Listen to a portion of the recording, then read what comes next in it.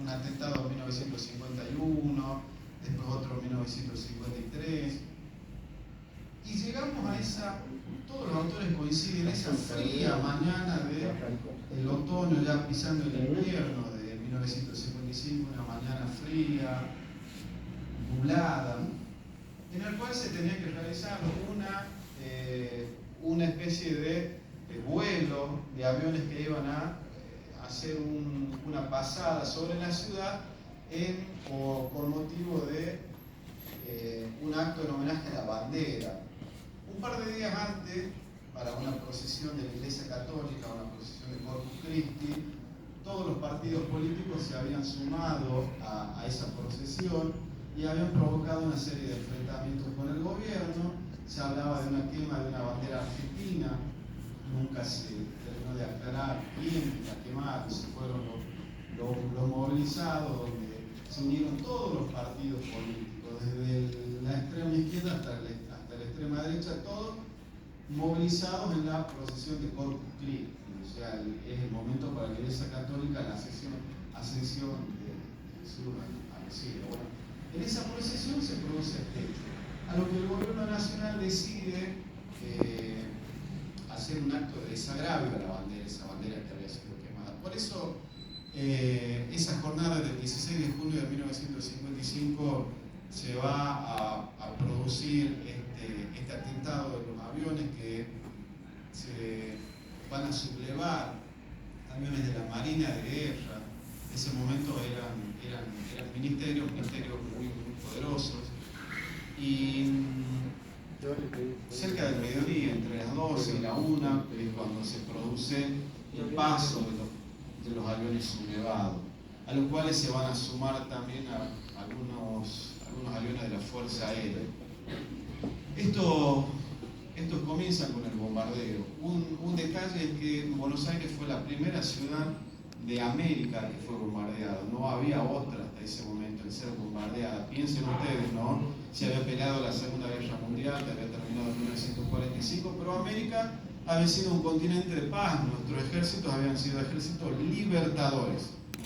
No teníamos ejército de conquista. Habíamos liberado San Martín con su regimiento de granaderos, Chile, Perú. Habíamos peleado en defensa de nuestro territorio. Y esta vez la ciudad de Buenos Aires va a tener justamente el triste diríamos, la triste marca esta fea de ser la primera ciudad del continente americano bombardeada por sus propias fuerzas armadas. Años después sería Santiago de Chile, en 1973, ¿no? Cuando el bombardeo del sublevado, el futuro dictador Augusto Pinochet bombardea Santiago y mata al presidente Allende. Pero 1955 deja esa marca nefasta para la historia de nuestro país, cuando los aviones de la Marina hacen ese bombardeo sobre la ciudad de Buenos Aires. Una ciudad que no estaba preparada, no estábamos en guerra, no había artillería antiaérea ni nada que sí habían tenido las ciudades europeas durante la Segunda Guerra Mundial, porque en Europa se peleó una guerra y todas las ciudades de Europa tenían sus baterías antiaéreas, tenían defensa. Buenos Aires era una ciudad abierta con todo lo que eso implicaba. Por eso ese 16 de julio es un día negro para nuestra historia, es un día nefasto que ha quedado, que ha marcado el inicio de una etapa negra para nuestro país, ¿no? Los aviones hicieron un vuelo con la intención de matar al presidente Perón. Y en ese intentar de matar al presidente Perón, lanzaron bombas sobre el centro, el microcentro de Buenos Aires, Casa de Gobierno, los edificios cercanos, la residencia presidencial, provocando, ahí las cifras nunca terminan de ser definitorias, 380, 400, 370 personas que mueren producto de este bombardeo. Ustedes piensen la magnitud, ¿no? Aviones de la Fuerza Aérea tirando bombas sobre una ciudad indefensa. Ese bombardeo fue realizado por hombres de la Fuerza, mejor dicho, de la Marina de Guerra, al cual se sumaron algunos aviones de la Fuerza Aérea Argentina. Muy pocas naves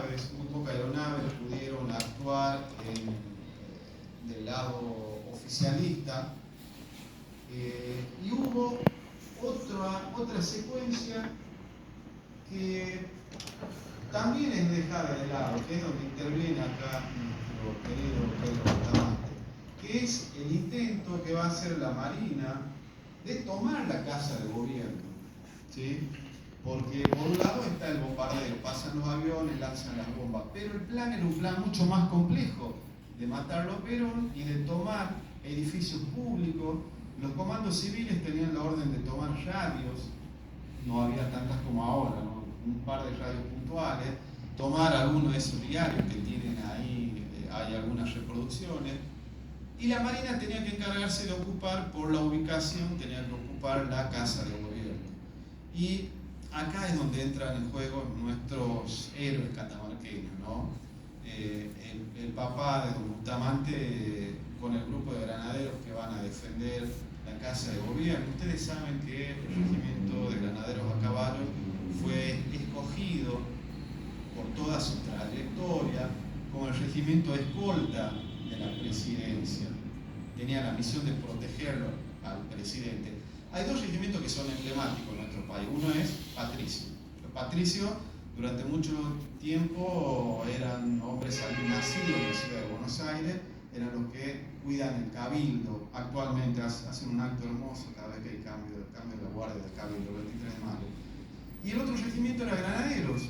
Y ellos son los que van a llevar adelante la defensa de la casa de gobierno en esta segunda etapa del plan. La primera era el bombardeo, si no alcanzaba matarlo, pero el grupo de la Marina tenía que avanzar sobre la casa de gobierno.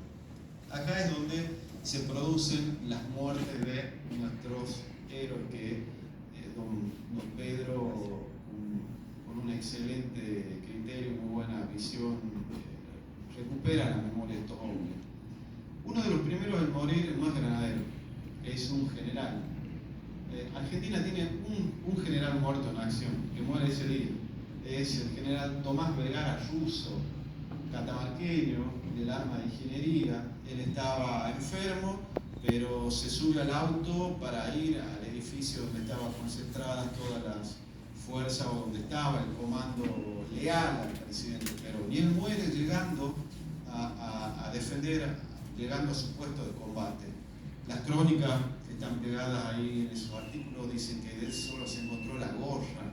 Es lo único, la bomba fue certera, cayó sobre el auto. Él es el primero en caer. Después mueren nuestros dos granaderos que están ahí colocados en la foto que don Pedro ha recuperado. Yo siempre, mi abuelo vivieron siempre en la zona sur de nuestra ciudad. Somos de La Vinita, yo soy de La Vinita. Y mi abuelo está enterrado en el cementerio municipal. Y siempre me llamó la atención cada vez que íbamos con mi abuela acompañándola, las tumbas de estos jóvenes, tres crucecitas solitas. Los tres eran soldados.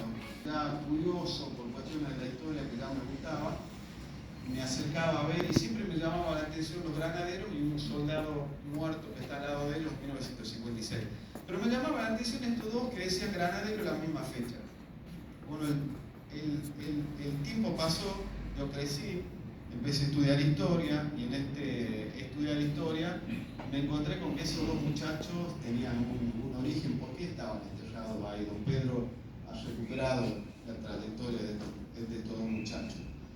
Estos dos granaderos, según cuenta el libro oficial que emitió el gobierno nacional allá por 2014, 2015, creo que 2015 me parece que es, el informe final, mueren combatiendo en la defensa de la casa de gobierno.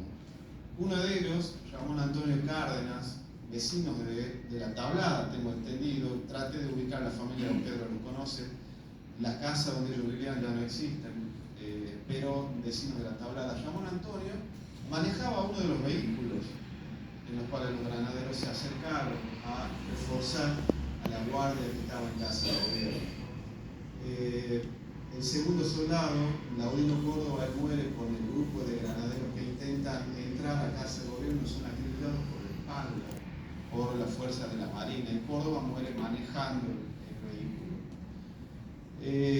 Las crónicas, tanto del diario La Unión como Clarín, los medios de la época, son bastante escuetas.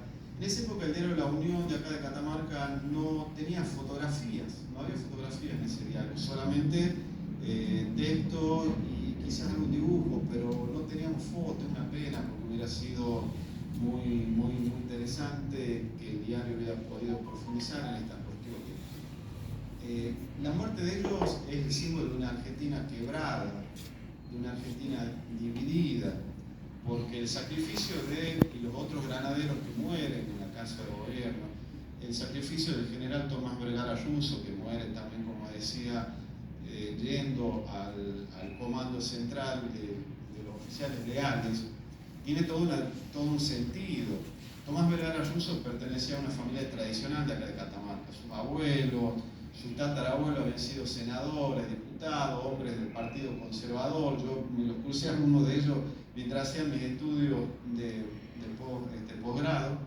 Pero bueno, él muere siendo leal al gobierno, como oficial del ejército argentino.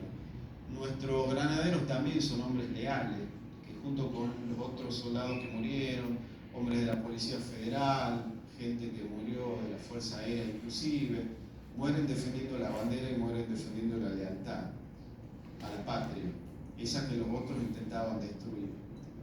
El 16 de junio de 1955 marca un punto de inflexión porque ya no se volvió atrás de este hecho, que es el comienzo de una etapa negra por los nombres de algunos de los hombres que eran jóvenes oficiales en ese momento. Algunos se los nombro, pero los hemos escuchado hablar más adelante.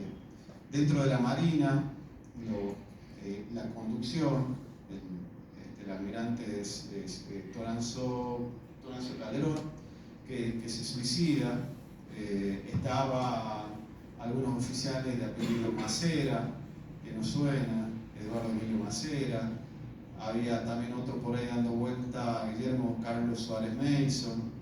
Dentro de la casa de gobierno, fumando un cigarrillo, cuentan las crónicas algunos de los soldados que lo vieron. Estaba un tal capitán Luciano Benjamín Menéndez. Muchas de estas personas que van a ser nombres y apellidos tristemente célebres en la década del 70. El sacrificio de nuestro granadero, el sacrificio del papá de don Bustamante, que ha recuperado la memoria, porque los sobrevivientes y ellos, si bien como el diario La Unión lo cuenta, fueron recibidos acá en Catamarca, se le hicieron actos, hubo una serie de ceremonias que el gobierno de la provincia realizó. Una vez que en septiembre, un par de meses después, el gobierno de Perón cae, ellos fueron pasados al olvido. Todos fueron pasados al olvido. Los criminales que bombardearon Plaza de Mayo huyeron hacia Montevideo, hacia Uruguay, nunca fueron juzgados. Nunca pasaron ni un día presos. Paradojas de la vida, ¿no? Todos los que intervinieron, los comandos civiles, luego se reintegran en el gobierno de Aramburu Lonardi, que van a ser los que van a tomar el control, Lonardi primero, Aramburu después, y ellos no van a hacerse cargo de ninguno de estos hechos. Los soldados quedaron ahí en el olvido, no hubo reconocimiento. Por eso yo siempre destaco la labor de don Pedro. Ha hecho una labor muy importante, rescatando la memoria de su padre y rescatando la memoria de estos jóvenes que, sin dudarlo, sin pensarlo, dieron su vida por la patria, porque otros atentaron contra la patria, pero el papá de don Pedro, los soldados que murieron ahí en esa jornada, dieron la vida por la patria, sufrieron. En el caso de los granaderos nuestros, están muertos, están enterrados, pero seguramente el papá de don Pedro y los otros que defendieron fueron dejados en el olvido, ¿sí? Hoy en día nuestra democracia, el trabajo invaluable que hace usted, el trabajo que hace por reforzar esa memoria, volviendo al principio, como aquel viejo sabio griego que quería rescatar los hechos para que no se perdieran, don Pedro nos lo devuelve, nos lo presenta para que sea algo tangible, nosotros lo podemos ver, podemos saber que hubo catamarqueños luchando, que hubo catamarqueños defendiendo la bandera, defendiendo la presidencia, defendiendo la democracia en 1955. Ya para ir finalizando, porque Pedro también lo hablaba, el doctor Baca también, para ir finalizando mis palabras, yo hago un llamado que tratemos de que estos hechos que a veces quedan de lado, que a veces tienen apoyo legislativo, que en las escuelas prácticamente no lo vemos porque me hago cargo, yo soy profesor de historia y muchas veces pasamos rápido con nuestros programas y no trabajamos estas cuestiones, pero hace algunos años que estamos en el camino de reivindicar la memoria de estos héroes y es importante, y por eso celebro, y por eso cuando Gaby me convocó acepté encantadísimo esta propuesta, porque estos actos, estos eventos, en los cuales recuperamos la memoria, es lo que nos ayuda a nosotros a no perder ese pasado y a saber que Catamarca estuvo presente. Va a estar presente inclusive cuando el gobierno se termine. Un general Molina era catamarqueño, también él hace la entrega del gobierno ante, bueno, el presidente Perón ya se había escapado hacia Paraguay, y el que queda en el mando del ejército es un general Molina que también es catamarqueño. Miren ustedes, se había catamarqueño en aquella época, ¿no? Le decía recién hablando con el doctor Vaca, hay otros nombres que se han perdido. Sichero, en su libro sobre el bombardeo de Buenos Aires, en 2013, toma el nombre de un médico, un joven médico residente, dice que era catamarqueño, que en las ambulancias, en medio de las bombas, entró a rescatar heridos. Nunca nadie dio el nombre de ese médico, no lo sabemos quién es. Quedó ahí un médico catamarqueño, un residente catamarqueño. Es creíble la versión porque varios médicos y enfermeras murieron ahí entre medio de las bombas, varios de ellos caen, pero son nombres que se perdieron. Es probable que haya habido más gente todavía adentro, más gente de Catamarca participando en estos hechos. Yo les agradezco mucho la invitación, Gaby, don Pedro, los felicito, su tarea es maravillosa y sí, siga trabajando con eso, lo vamos a apoyar. Los que hacemos historia y seguramente desde el Ministerio también lo va a estar apoyando. Muchas gracias por la invitación, muy amable, gracias por la atención.